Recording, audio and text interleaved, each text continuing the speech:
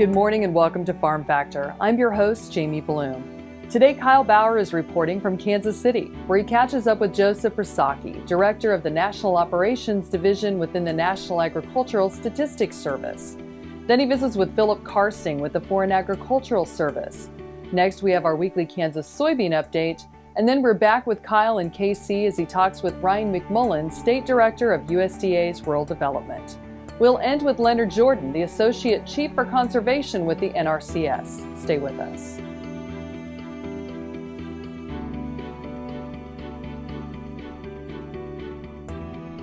Closed captioning brought to you by Kansas Soybean Commission, the Soybean Checkoff, Progress, powered by Kansas farmers.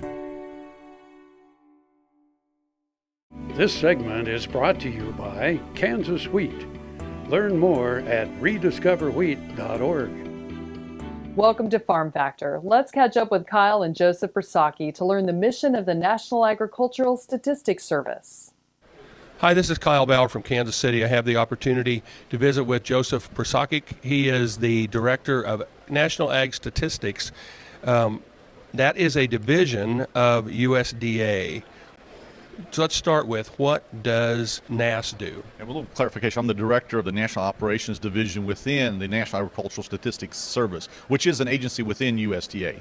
And what are you bound to do? Well, basically what USDA NAS, the National Agricultural Statistics Service's mission is to provide timely, accurate, and useful statistics and service to U.S. agriculture, and in your case, Kansas agriculture.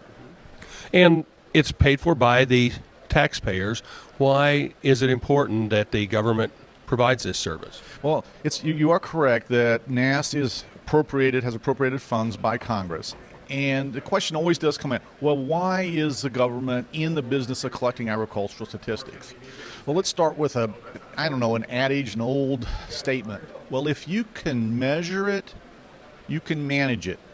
Okay, so if the federal government is not out measuring, let's say, statistics for agriculture, who would be doing it?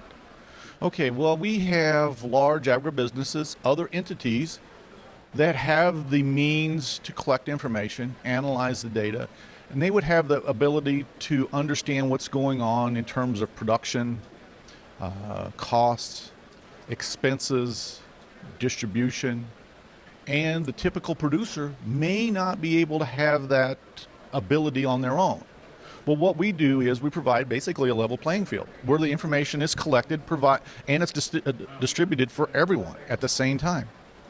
And besides being able to buy and sell things, but a lot of agencies and foreign governments use your statistics in order that they can do planning, long-term planning for long-term investment as well. That's exactly right. When you look at many of the farm programs that are in place now, many of them are administered by the Farm Service Agency. Well, a lot of what they do with many of the new programs that they have use information that NAS collects. For example, probably right now, many of the producers there in Kansas are receiving what's called our county estimates form. We're trying to collect information and data so we can publish, acreage yield production at the county level. And many of these new programs, these new farm programs, are at the county level, and that provides information. Also, when you look at levels of production, you have other agencies like the World Agricultural Outlook Board. They'll take NASA's information, which is basically domestic information. They put it together with their information that they collect from around the world, and they put out that monthly supply and demand estimate. And you are exactly right. There are a lot of individuals to look at that. United States, other countries to look, well, where is the grain? Where are the supplies of these types of commodities in order to meet, commitments? We're visiting with Joe Prusacki. We're in Kansas City. This is Kyle Bauer reporting. Back to you, Jamie. Stay with us. Kyle will be back with Philip Karsting from USDA's Foreign Agricultural Services next on Farm Factor. Next time you see a beautiful field of corn, reach out and thank the farmers who work tirelessly to raise corn for livestock feed, renewable fuels, and exports to feed a growing world population. The farmers on the Kansas Corn Commission work for Kansas Corn with grower-funded checkoff dollars that support foreign and domestic market development, research, promotion, and education to expand opportunities for Kansas farmers. To learn more, visit kscorn.com. Tallgrass Commodities offers producers bulk commodities at a reasonable price with reliable service throughout the whole Midwest. To find out more about Tallgrass Commodities, visit tallgrass.us or call 785-494-8484. Buying a car shouldn't be this hard. And at Brown Chevrolet Buick in Wamego, it isn't. It's actually awesome. Whether you want a new or used car or truck, Toby's team can make the deal. Even if you want to custom order a new car or truck, Toby's team can make the deal. See Toby's team at Brown Chevrolet Buick in Wamego. We're awesome. Ag AM in Kansas brought to you in part by Kansas Corn. Learn more at kscorn.com. We're back and ready to join Kyle and Phil Karsting as they discuss the services provided by the Foreign Agricultural Service. Hi, this is Kyle Bauer visiting with Philip Karsting with Foreign Agricultural Services. Philip, I'm going to let you tell me what Foreign Agricultural Services does for USDA. Well, I'm really proud to lead the FAS in the Obama administration. We are the principal foreign affairs agency of USDA. We have ag attachés in about 97 countries around the globe where we work to create better trade policy, help negotiate trade agreements. We help to promote U.S. agricultural exports, and in some cases we work on scientific and capacity building exchanges with other countries who will become future customers for American agriculture.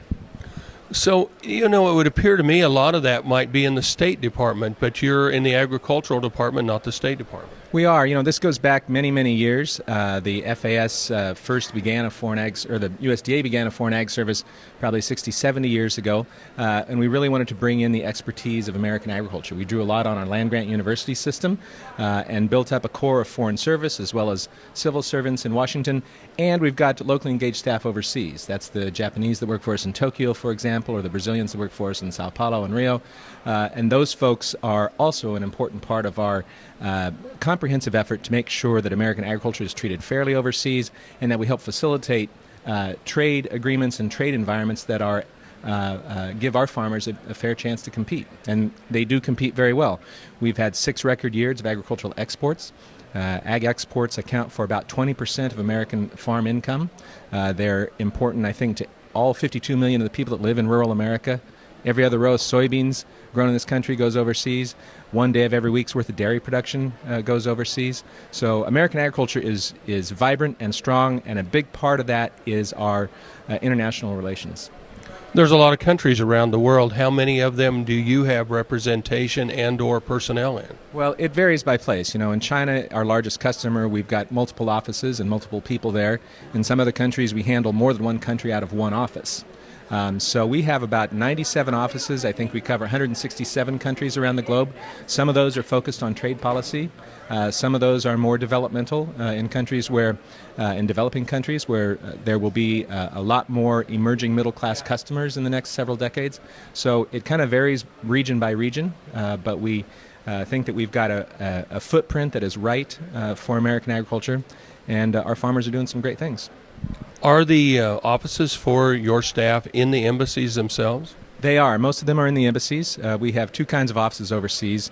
Our Office of Agricultural Affairs work directly. They're part of each ambassador's country team. So they are there every day working with economic officers and political officers, making sure that America's representation overseas is comprehensive and coordinated. We also have agricultural trade offices overseas. They focus a little more on the commercial aspects. They work a lot with our cooperators, and that's a really important part of what we do. A lot of our ag promotion work overseas is done through a public-private joint ventures with our cooperators. And the Congress and the federal government has set aside a certain amount of money that we use for ag promotion overseas. The cooperators come in with private sector money, and each year they come up with a strategy on how they're going to move the needle to improve acceptance, demand for U.S. agricultural products. We're visiting with Philip Karsting. He's the director for Foreign Agricultural Services. This is Kyle Bauer reporting from Kansas City. Back to you, Jamie. Thanks, Kyle. Stay with us here on Farm Factor. Next up is this week's Kansas Soybean Update. Kansas Farm Bureau, the voice of agriculture, represents grassroots agriculture. The state's largest and most powerful farm organization stands up for its members through leadership development, agriculture education, legal defense, environmental advocacy, farm safety, and risk management. Members also enjoy money-saving benefits. To join our organization today or to learn more, go to www.kfb.org or find us on Facebook and Twitter. Welcome back to Farm Factor and the Kansas Soybean Update. This is the Kansas Soybean Update. It's brought to you by the Kansas Soybean Commission. The Soybean Checkoff, progress powered by Kansas farmers. Janet Barrows, who is the co-chair of the Women Managing the Farm Conference, is joining us. And coming up in early February, Janet, yet another edition into its second decade of the Women Managing the Farm Conference. Greg, we're thrilled to have a super lineup this year, February 4th and 5th in Manhattan. And we're thrilled that Kansas Soybean joins as a key sponsor, but also a planning partner. And February 3rd, attendees also have an opportunity to add on a pre-conference experience. There are 3 opportunities: harnessing the power of Excel, growing grain knowledge, safety from farm to plate, or how to handle cattle without getting handled. So they can add those pre-conference sessions in addition to a day and a half packed full of content. And the theme this year is Her Agriculture, culture all capitalized, wisdom, stewardship, heritage. There is a pre-registration deadline as well? Pre-registration deadline is January 22nd, and if people will register before that day, it is $150. After that day, registration is $180, and 2 of those 3 pre-conference tracks do have an additional fee of $25 to cover materials. What you like is the growth you have seen among those who attend the conference, but that those who come back and learn more or even give presentations too. We have seen such a great level of engagement, and often women who attend will bring a friend or a family member in future years. Others might skip a year but then come back again and continue to grow their knowledge. It really shows, though, how women are still increasing their importance of playing a vital part in their family's farm operations, too. And that's truly reflective in our title and in the theme, Wisdom, Stewardship, Heritage. We've got a great lineup of speakers covering not only ag history, but also agriculture in transition. And Amy Gales from CoBank will ask the audience and walk through a session asking whether they are prepared for transition. Additionally, Michael Taylor from K-State Research and Extension will present a general session on navigating negotiations. We've had a lot of requests, especially as people look at leases and other transitional opportunities. How do I become a better negotiator? This will be a super session. Janet Barrows, who serves as the conference co-chair of the Women Managing the Farm Conference, February the 4th and 5th in Manhattan, has joined us on the Kansas Soybean Update. It's brought to you by the Kansas Soybean Commission. The Soybean Checkoff, progress powered by Kansas farmers. Learn more at kansassoybeans.org. For Kansas Soybeans, I'm Greg Akagi. Hope you enjoyed this week's Kansas Soybean Update. Stay tuned after the break as Kyle and Ryan McMullen discuss the USDA's Rural Development Program.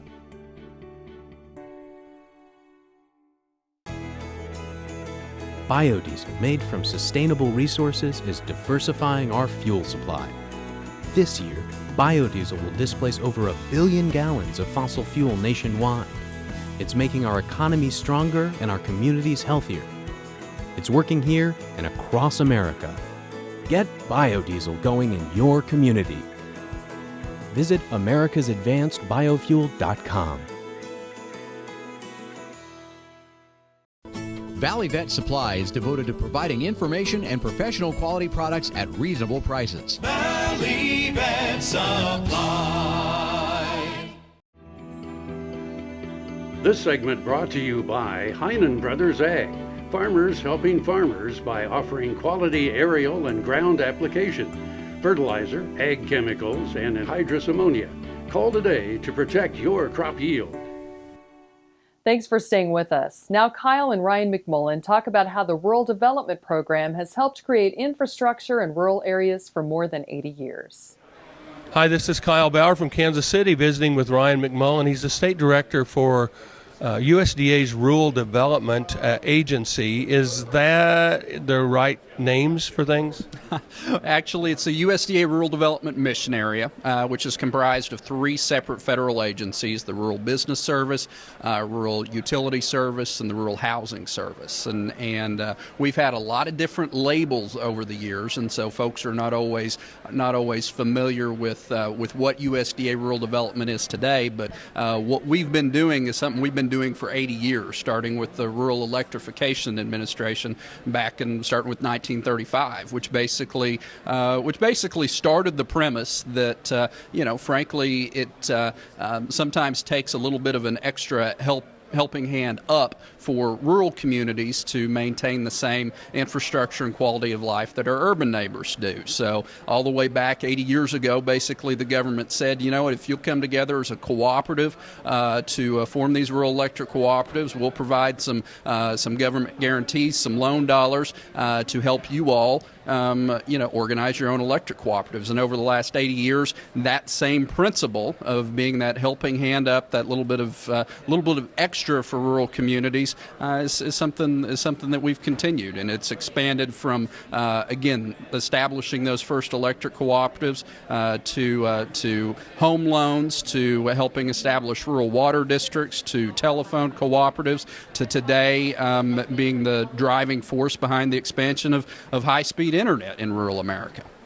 So why has the government cared for all those 80 years about developing infrastructure in the rural parts of the United States? Well, because rural America is the source of America's food and energy and water, and to be able to maintain that infrastructure of being able to develop those natural resources that we have across the United States of America requires an infrastructure of rural communities and folks that live in rural America and are out there on the farm, and our small businesses that help support those agricultural industries to be able to maintain an infrastructure that can allow the United States to benefit from those vast resources that we have in the United States. And truly, over the years, whether it's been the United States or other countries around the world, there has been an exodus from rural areas to urban areas because of those,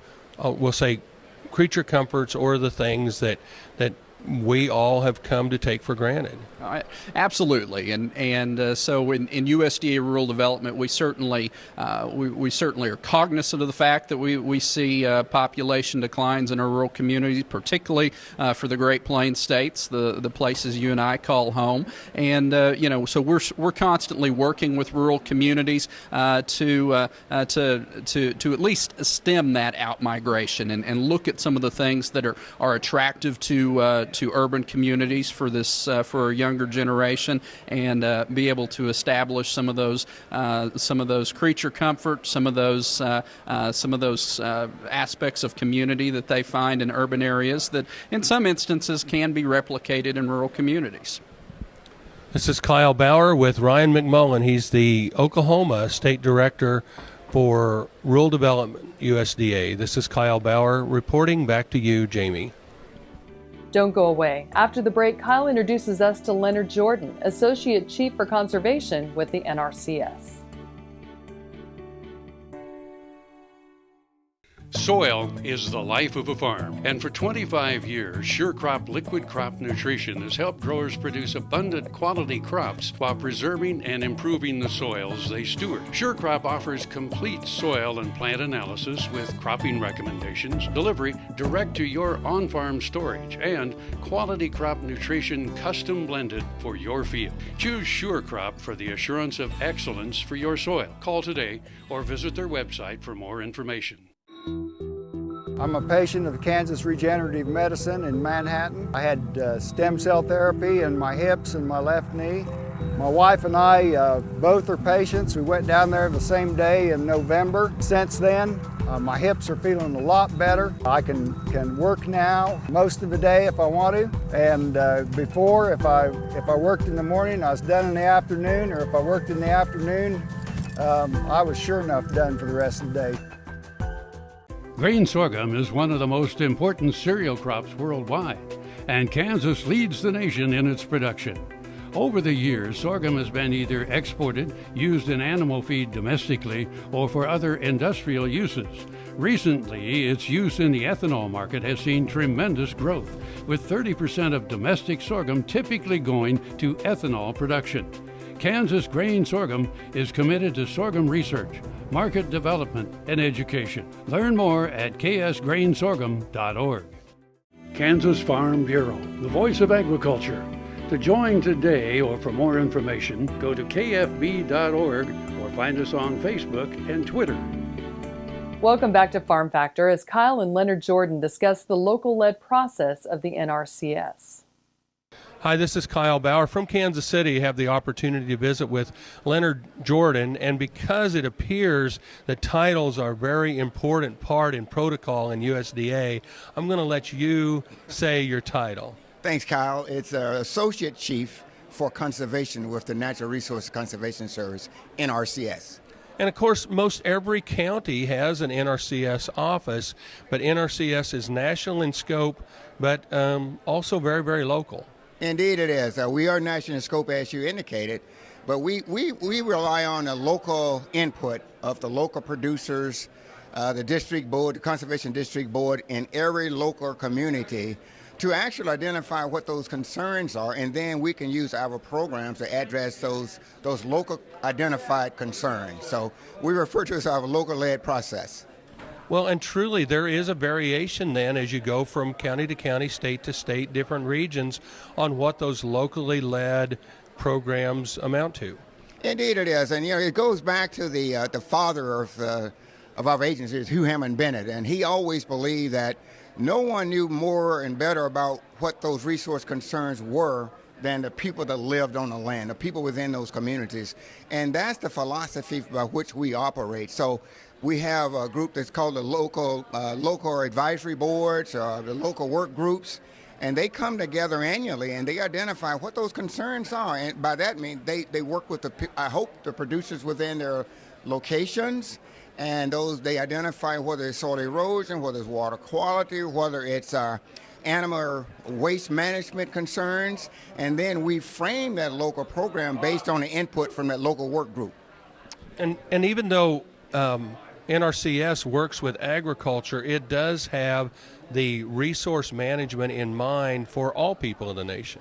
For all people. We look at it as our interest is to make sure we provide assistance to protect all of the resources, all of the natural resources, and there is no boundary to that. Our primary focus, of course, has been in rural America, but we recognize that urban America, the encroachment areas of rural America, they have resource concerns, and we have programs, we hope, that are applicable to that, and we try to address those resource concerns because to address those resource concerns is of benefits and value to all of society, regardless of where you live. You know, you've mentioned a number of times protect the resource, but the resource is still being used. It's not about setting a resource aside to be unused. It's about using the resource in a manner that protects it. Exactly. So the phrase I'm going to use here is the working lands. So we believe that is critically important to provide assistance to private producers on working lands because we want to keep working lands working. In order for this society to continue to provide the food and fiber that would be needed for this growing population, we need individuals on the working land. So we want to provide incentives that enable them to continue to work their land, produce the food and fiber that is necessary, but do it in a conservation-minded approach. We're visiting with Leonard Jordan. He's with NRCS. This is Kyle Bauer reporting. Back to you, Jamie. Thanks for joining us today. I'm your host, Jamie Bloom, and I hope you enjoyed today's show. See you next week on Farm Factor. We're here every Tuesday on Ag AM in Kansas. Closed captioning brought to you by Kansas Soybean Commission, the Soybean Checkoff Progress, powered by Kansas farmers.